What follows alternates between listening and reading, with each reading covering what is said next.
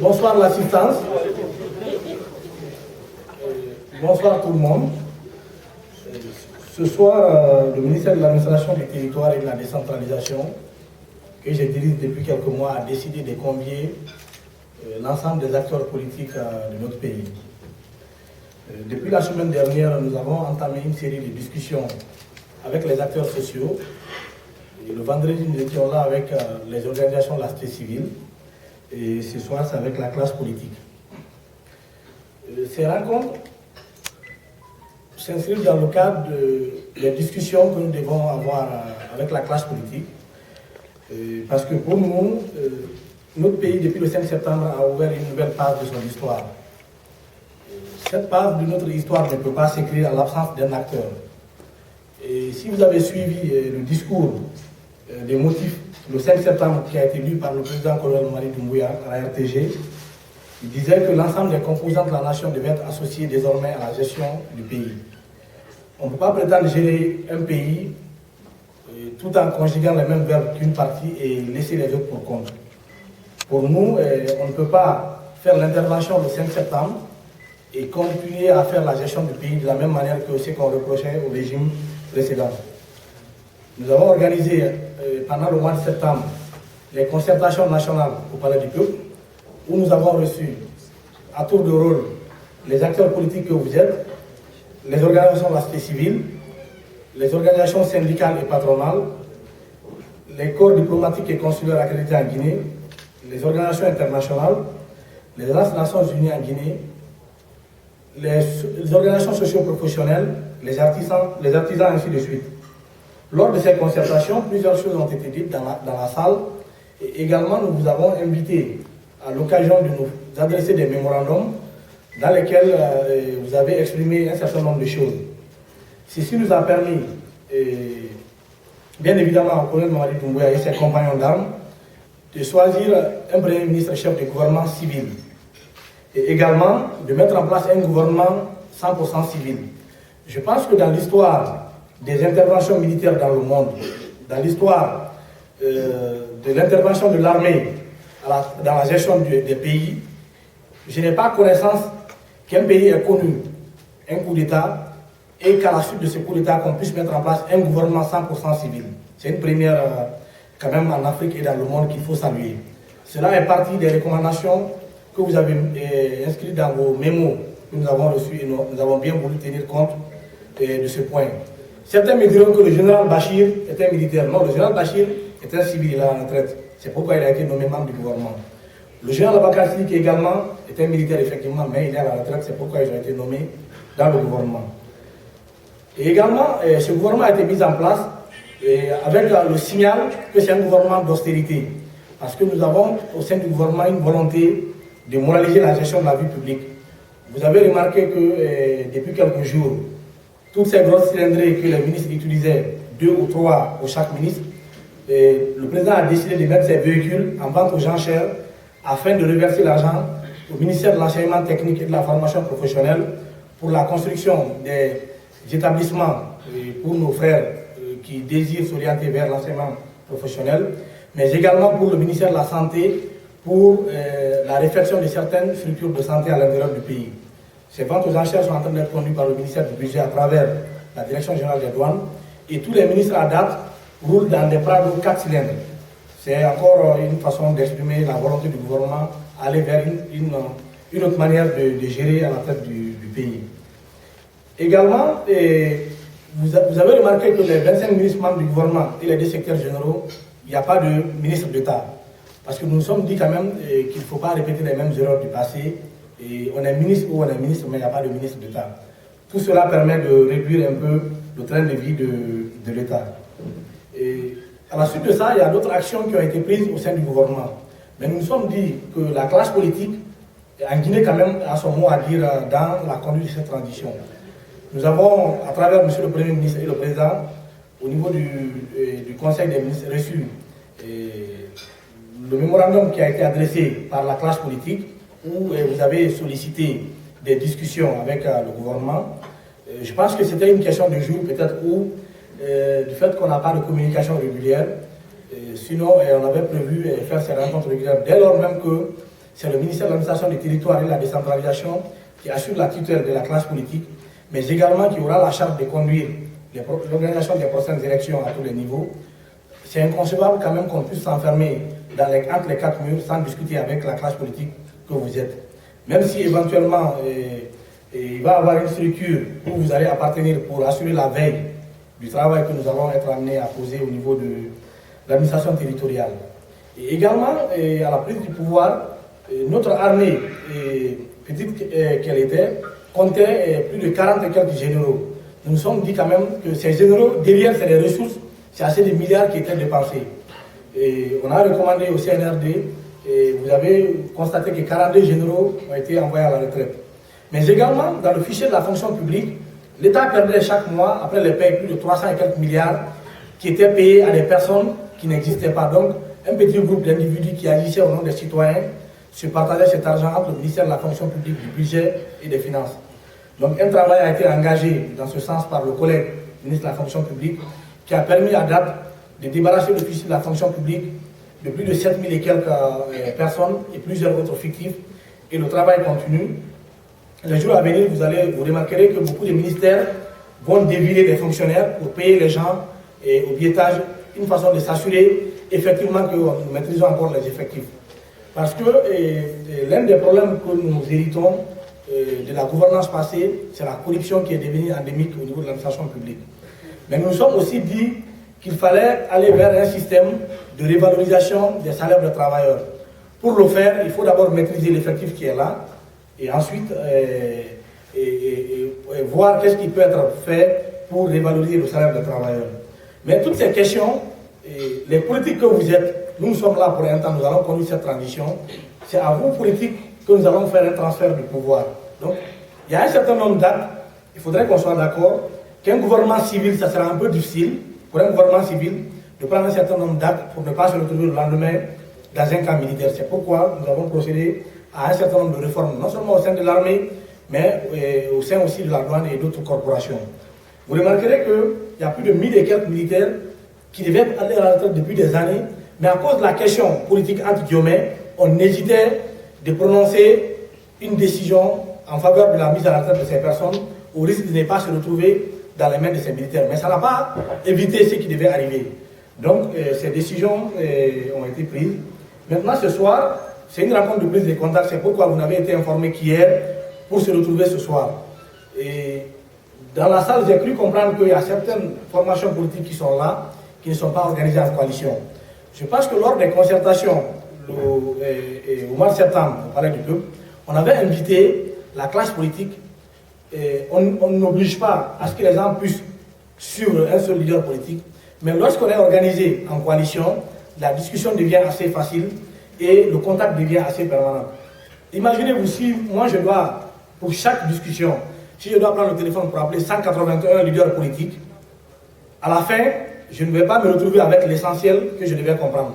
Mais lorsque vous êtes organisé en coalition, de 5 coalitions, de 10 coalitions, c'est plus facile d'inviter les têtes de ces coalitions, se retrouver quelque part, poser un problème donné, discuter et s'accorder sur le minimum. Parce que vous êtes des politiques, chacun a sa façon, sa vision, son agenda pour le futur de ce pays. Mais ce qui est intéressant, c'est que nulle part dans vos statuts de règlement intérieur, quelqu'un ne souhaite du mal pour ce pays. Nous disons tous, nous voulons le développement socio-économique de la Guinée, nous voulons la paix et la culture sociale. Donc, pour moi, il ne doit pas y avoir de divergences majeures dans nos façons de faire entre les politiques, non seulement, mais entre la tutelle et les politiques. Donc ce soir, c'est une rencontre de prise de contact et nous allons inviter les autres collègues présents dans cette salle davantage d'accepter de se mettre en coalition pour qu'on puisse avoir un cadre permanent de discussion. À la fin du match tout à l'heure, on va vous passer la parole à tour de rôle pour ceux qui veulent prendre la parole et ensuite nous allons nous accorder sur la périodicité de nos réunions. On va définir, est-ce qu'il faut le faire de façon bi-hebdomadaire, est-ce qu'il faut le faire de façon mensuelle, ou bien de façon bimensuelle ou de façon trimestrielle. Nous allons nous accorder là-dessus. Et vous allez faire l'effort de vous retrouver dans vos coalitions. Chaque coalition désigner 2 personnes. Et nous allons, s'il faut créer même un groupe WhatsApp où nous pouvons échanger. Parce que pour moi, nous avons passé de 1958 à date, notre temps à faire les mêmes choses, ça n'a pas permis au pays de décoller. C'est regrettable aujourd'hui qu'un pays comme la Sierra Leone, comme le Libéria, que la Guinée puisse aller chercher l'expertise dans certains domaines pour son développement, étant donné que ces pays-là devaient quand même être derrière nous. Aujourd'hui, c'est aberrant que nos professeurs d'université pour faire leur doctorat puissent aller au Mali. Le Mali a connu sa première université en 1997. En 1997, déjà, beaucoup dans cette salle étaient déjà diplômés de l'université, étaient cadres de niveau supérieur en Guinée et à l'international. Mais qu'un pays qui a ouvert son université en 1997, aujourd'hui, nos professeurs d'université de Sonfonia, de l'université de Kindia, de Kankan, s'y rendent au Mali pour faire leur doctorat et leur thèse de professorat. C'est quand même assez regrettable. C'est parce que l'élite qui était là, qui a géré le pays de 58 à aujourd'hui, n'a pas eu comme préoccupation certaines choses. Mais moi, je pense que vous et nous, nous pouvons imprimer notre façon de faire et que même après cette transition, les autorités qui viendront après nous pourront continuer dans le même sens pour que désormais, ce qu'on a toujours chanté depuis que nous on faisait l'école primaire, que ça ira un jour en Guinée, que ce changement-là puisse être réel. Donc voici un peu les motifs de notre rencontre de ce soir qui n'est qu'une prise de contact. Et les jours à venir, comme je le disais tantôt, vous allez désigner des représentants, nous allons définir la périodicité de nos rencontres. Et même s'il faut les cadres de nos rencontres, ce n'est pas forcé que c'est parce que c'est le ministre de la décentralisation qui assure la tutelle que les réunions puissent se tenir de facto au MATD. On peut décider que la prochaine réunion puisse se tenir sur un leader politique. Moi, je suis volontaire à me déplacer avec mon cabinet, venir discuter. Le plus important, c'est la Guinée. Et nous venons de donner un message aujourd'hui au peuple de Guinée. Pour certains, ce n'est pas possible de se retrouver dans une même salle, discuter. Mais aujourd'hui, c'est le Syrie qui est en train de jouer. Toute la classe politique, sachant le calendrier bien évidemment de tout le monde, il y avait aujourd'hui une réunion de la classe politique chez un leader. Vous avez accepté d'écouter cette réunion et venir là. Dans vos salons, c'est plus confortable que les chaises sur lesquelles vous êtes assis. Mais vous avez accepté parce que nous disons tous la Guinée. Donc je pense que nous pouvons continuer à envoyer le même message au peuple de Guinée pour qu'on sache qu'en Guinée, la Guinée est au-dessus de nos communautés, au-dessus de nos familles, mais plutôt que tous ces leaders-là qui sont dans cette salle, vous aspirez tous au pouvoir, c'est pour faire bouger les lignes, pour que davantage la Guinée puisse se retourner dans le concert des nations. Donc, encore une fois, je vous remercie au nom de M. le Premier ministre, Mohamed Biavoudi, chef du gouvernement, et également au nom du président de la République, le colonel Mamadi Doumbouya. Je vous remercie. De l'ensemble des participants, c'est vrai, depuis 4 heures de temps, nous sommes là, et on aurait pu faire assez d'économies dans les discussions.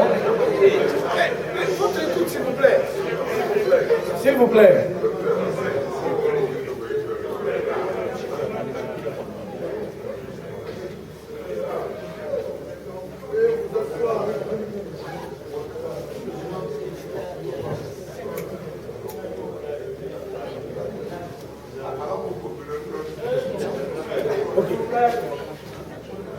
Donc, je disais que nous comprenons l'impatience des participants, c'est normal, depuis 4 heures de temps, bientôt 5 heures que nous sommes dans cette salle, ça montre quand même l'amour que les uns et les autres ont pour ce pays et la volonté de tout un chacun à aller vers un consensus autour de cette transition.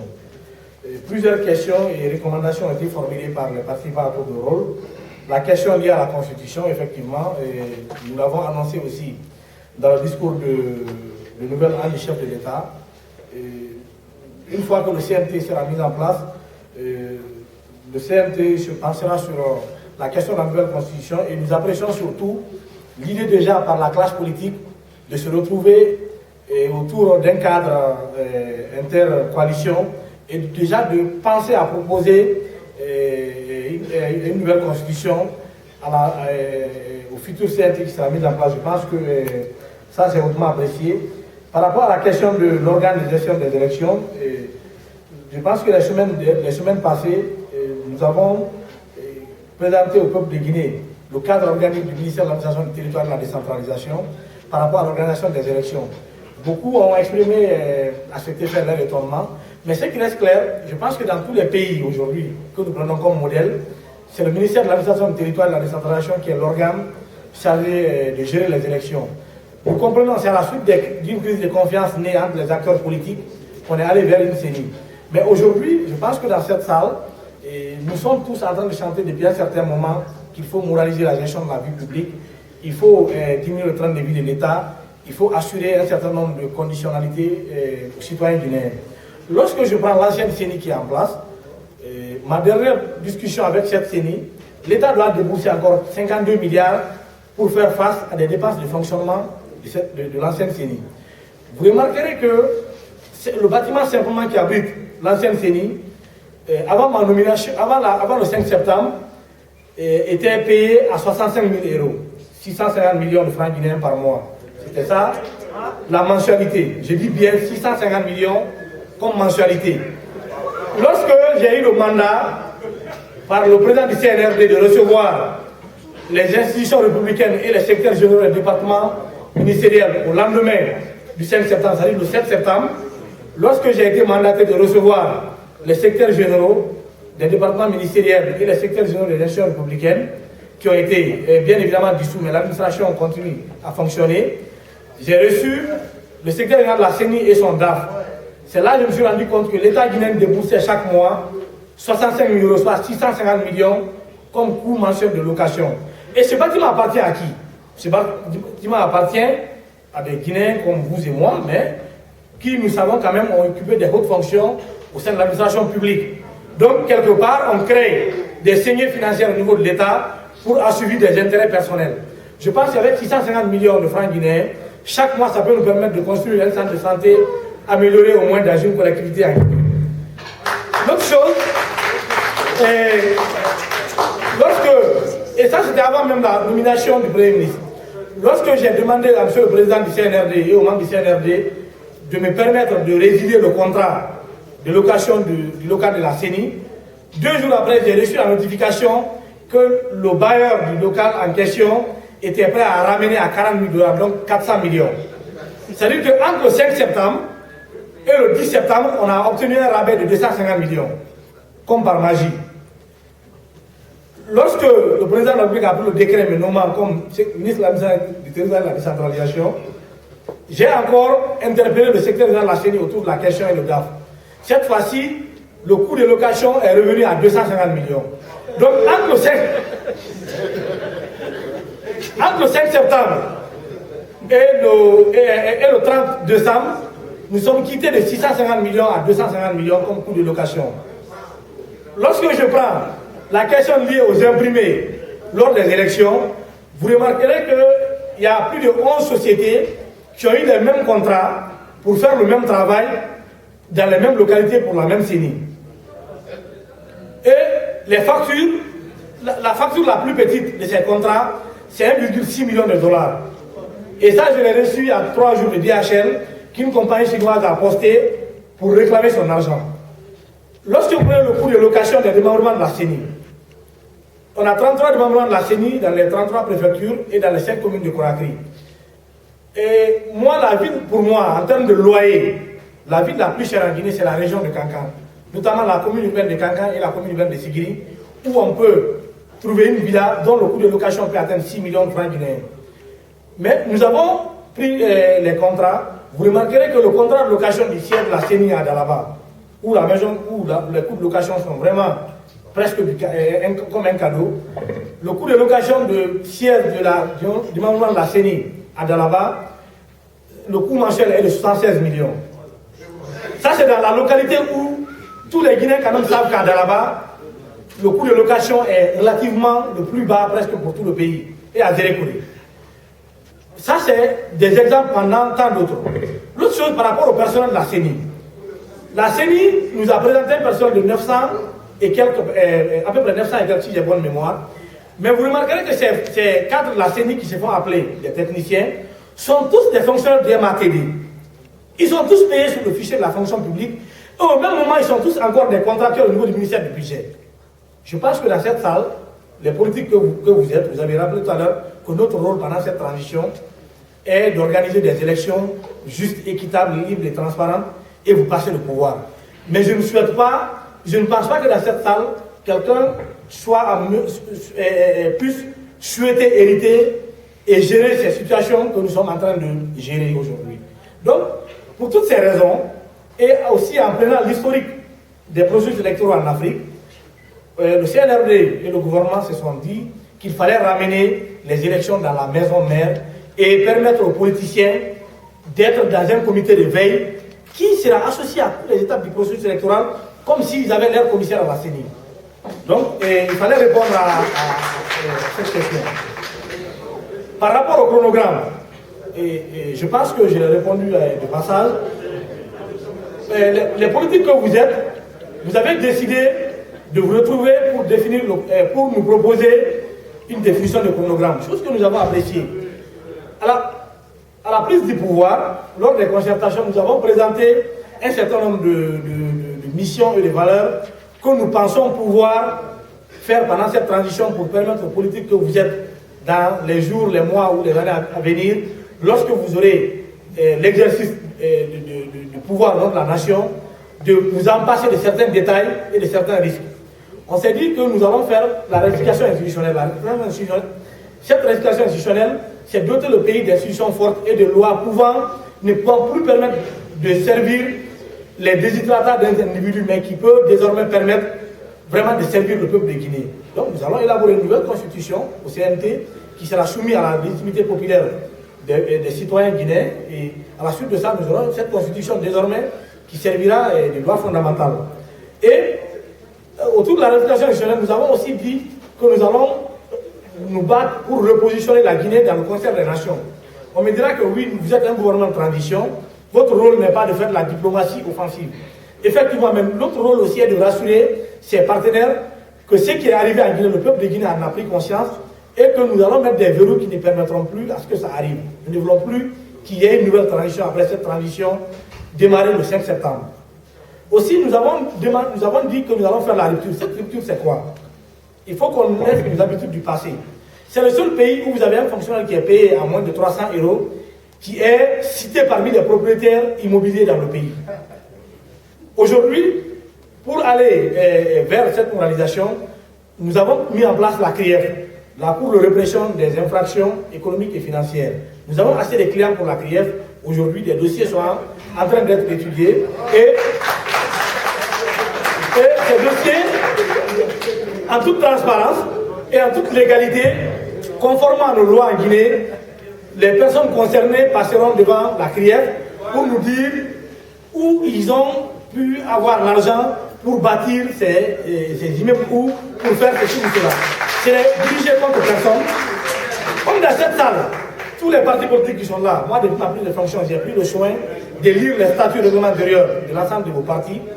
Partout, ça apparaît clairement qu'il faut doter le pays d'un système de gouvernance ouvert et transparent. Partout, c'est dit qu'il faut moraliser la gestion de la vie publique. Dans vos statuts, vous faites toujours référence aux lois nationales et aux conventions internationales. Donc, nous estimons que le travail que la CRIEF sera amenée à poser, c'est une façon d'aider le travail futur que vous serez amené aussi à faire dans la gouvernance de ce pays. Donc, ce n'est dirigé contre personne, mais c'est dirigé contre les personnes qui se sont enrichies illicitement sur le dos du citoyen guinéen et qui est en train de végéter dans la précarité. Aujourd'hui, quand vous visitez l'intérieur du pays, moi j'ai la chance de venir du secteur développement rural avant d'être ministre. Vous avez aujourd'hui des localités en Guinée, lorsque vous arrivez, vous vous posez la question, quand vous posez la question à ces citoyens, ils ont du mal à vous dire qui est président de la République jusqu'à maintenant. Parce qu'ils sont coupés de toutes les réalités. Pour ceux qui fréquentent l'intérieur du pays, je prends juste un exemple. Vous partez dans la zone de Télémélé, entre Télémélé et Pita. Vous avez des communes rurales comme Sangaréa, où la nature les a tout donné, mais l'État est carrément inexistant. La fortune d'un seul commis de l'État, qui n'est même pas nommé par décret, d'un seul chef de section en Guinée, peut permettre à ces communautés-là de vivre dignement. Donc, le travail de la CRIEF sera mené en toute transparence avec toute la légalité qui doit conférer pour que les ressources de l'État puissent revenir à l'État et qu'on puisse permettre aux citoyens guinéens de vivre dignement. Aujourd'hui, à Conakry, je n'ai pas les statistiques, mais sur plus de 800 et quelques écoles à Conakry, on n'a pas plus de 100 écoles publiques. Vous avez des quartiers qui n'ont pas d'école. Vous avez des communes qui n'ont presque pas d'école publique. Mais au même moment, dans ces quartiers, vous avez un comité de l'État qui appelle à intégrer la fonction publique en l'an 2015, qui est propriétaire de presque la moitié du quartier en des immeubles. Donc la CRIEF nous permettra de récupérer ces bâtiments et au moins de doter ces quartiers-là d'écoles primaires, de collèges et de lycées dignes de nom. Et par rapport à la question liée au fait que les partis politiques se sentent exclus, je pense que c'est une mauvaise lecture de la situation. Lorsque nous avons reçu au Palais du Peuple Je suis d'accord avec Badra qui disait que c'était un meeting, effectivement, parce que le nombre était assez pléthorique pour nous permettre de nous écouter objectivement chacun. On vient de nous envoyer des mémos. Ali Ouba disait tout à l'heure de dire qu'est-ce qu'on a fait, le contenu de ces mémos. Justement, la question revient encore, la question d'unité d'action de la classe politique. Imaginez, nous on a reçu 1833 mémorandums. Le minimum de pages par mémo, c'est 4 pages ou 3 pages. Si 2 individus doivent s'asseoir, lire le contenu, résumer en une page, on va avoir 1800 et quelques pages encore. S'il faut encore s'asseoir, classifier les idées, ce n'est pas pour moins de 6 mois ou moins d'1 an. Mais nous avons quand même fait l'effort. Chaque fois, nous essayons de prendre en compte. Par exemple, la charte qui a été présentée au peuple de Guinée le 30 septembre est l'émanation presque de la quasi-totalité des choses que nous avons, des recommandations que nous avons puisées dans les mémos. Certains parmi vous ont estimé que pour l'élaboration de la charte de la transition, qu'il fallait faire référence à la constitution de mai 2010 qui avait été modifiée lors du référendum du 22 mars 2021. Certains parmi vous ont estimé qu'il fallait clairement dire dans le mémo dans la charte que ni le président du CNRD, le colonel Doumbouya, ni le premier ministre Mohamed Biavogui, encore moins les membres du gouvernement, ne seront candidats aux élections qui seront organisées pour mettre fin à la transition.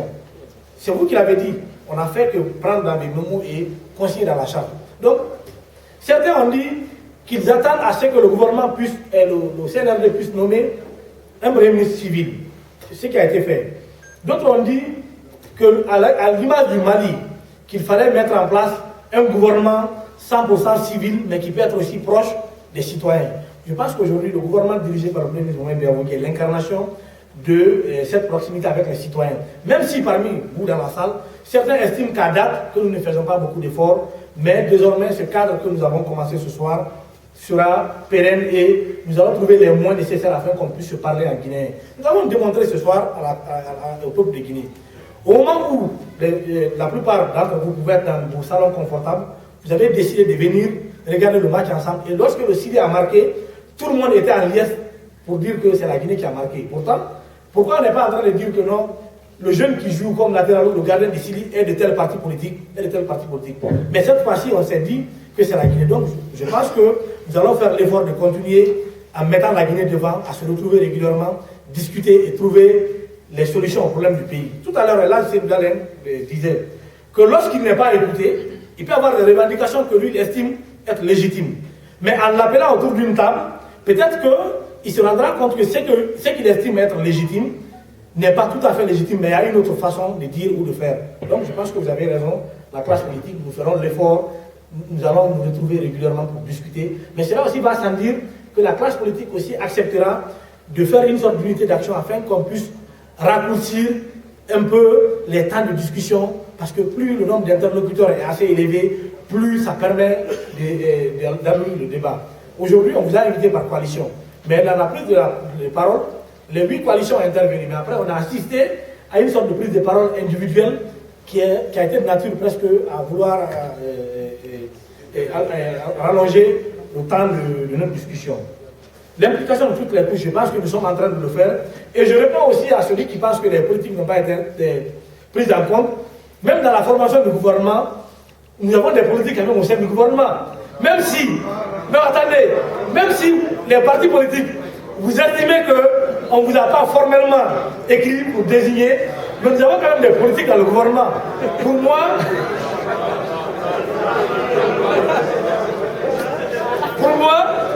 même si nous n'avons pas demandé à Maman Le Sida de désigner quelqu'un, mais s'il y a quelqu'un de son parti qui est au gouvernement, il devait se rendre compte que oui, c'est les politiques qui sont avec nous.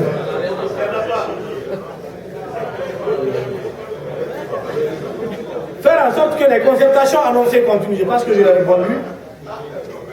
La question de Ali Ouba par rapport au mémorandum, je pense que je l'ai répondu. Par rapport à la mise en place des institutions de la transition, le gouvernement a été mis en place. Nous sommes en train d'arbitrer vos choix pour la mise en place du CNT. Pour 81 places, nous avons reçu 706 candidatures. Mais je pense que dans cette salle, même si aujourd'hui je demandais aux politiques que vous êtes de constituer une équipe restreinte, pour qu'on vous donne 706 dossiers de candidature pour nous sortir 81 personnes, vous n'allez pas pouvoir arriver à le faire en un temps record de moins de 2 mois.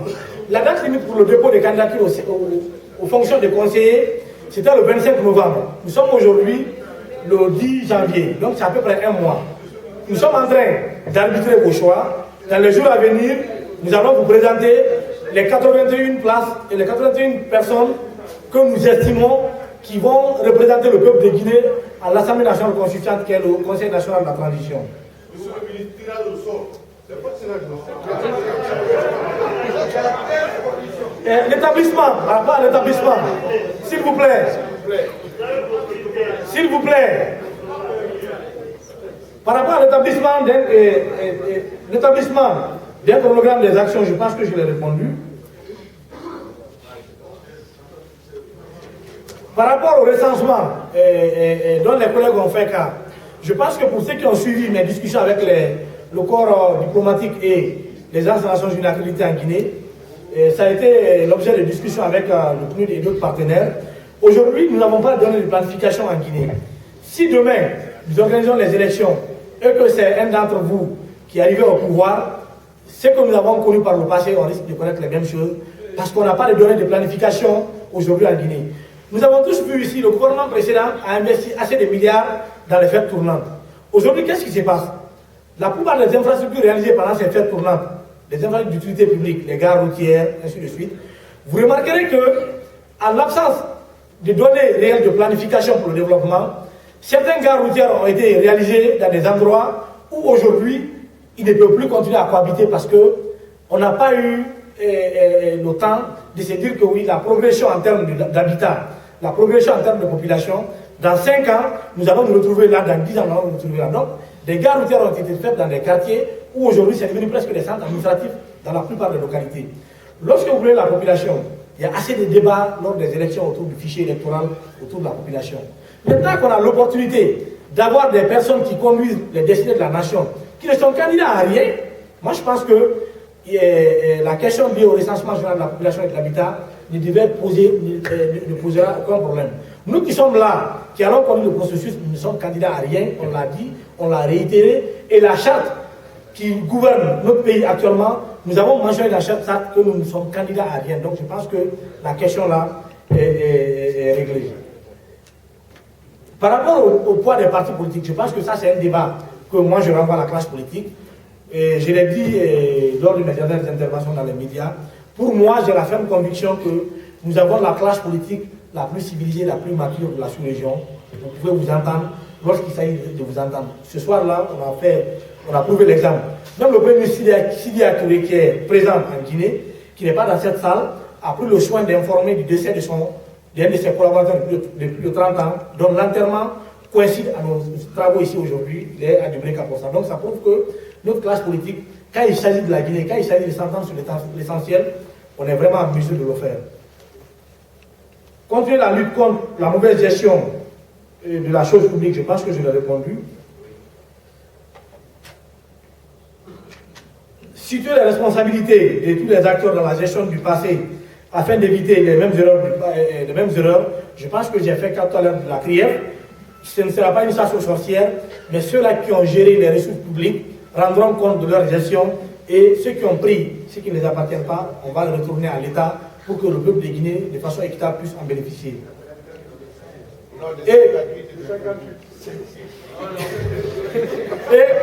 Et sur la question des coalitions, je m'excuse, mais ce que vous devez comprendre, les coalitions qui sont dans cette salle, que nous avons pris le soin d'inviter, nous ont adressé un courrier. Dans ce courrier, au moins, ils nous ont envoyé un petit manifeste qui nous permet de savoir que dans telle coalition de partis politiques, voici les partis politiques qui sont dedans. Mais lorsque vous constituez en coalition, la tutelle qui est le ministère de l'administration du territoire et de la décentralisation n'est pas informée. Lorsqu'il y a des actions officielles, nous ne pouvons pas vous écrire pour vous inviter. La preuve, il y a une nouvelle coalition qui s'est créée il y a juste quelques jours. C'est la Guinée gagnante, dirigée par Alpha Baldé. Lorsqu'ils ont créé leur coalition, ils ont pris le soin de faire la liste des partis politiques, les copies de l'ensemble des documents. Ils ont adressé au secrétaire du MAT un courrier qui nous a permis de rajouter aux coalitions initialement que j'ai l'habitude d'inviter. Donc, encore une fois, les coalitions dans cette salle qui ont passé, qui n'ont pas été invités, rapprochez-vous du secrétaire général du MATD. Nous allons vous orienter par rapport au dossier à constituer pour qu'on puisse désormais ouvrir dans la base de données. Notre volonté est d'avoir une classe politique unie autour de l'action afin de faciliter les discussions entre nous. Je pense qu'aujourd'hui, il n'y a pas d'opposition, il n'y a pas de mouvance. Il y a une classe politique et un gouvernement qui n'est candidat à rien. Donc, je pense que certains débats de masculinité ne doivent pas se poser en toute sincérité. Donc, voici un peu à ramasser les réponses à vos questions. Et je termine ici vraiment par remercier la classe politique pour cette grandeur que vous avez montrée aujourd'hui au peuple de Guinée et montrer à la face du monde qu'on peut s'entendre lorsqu'il s'agit de la Guinée. Je vous remercie et je pense que nous allons nous retrouver très prochainement.